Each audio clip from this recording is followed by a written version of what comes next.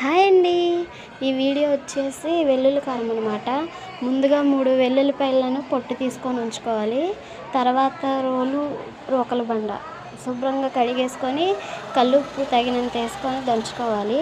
ఆ తర్వాత కొంచెం జీలకర్ర వేసుకొని దంచుకున్న తర్వాత కారం వేయాలి. అది దంచుకున్న తర్వాత వెల్లుల్లిపాయలు వేసి బాగా మెత్తగా చేయాలి. ఆ తర్వాత నూనెకి తీసుకెళ్ళి పోపు వేసుకొని వేడి వేడి అన్నంలో ఈ వెల్లుల్లిపాయ కారం వేసుకొని తింటే సూపర్ ఉండిద్ది అనమాట.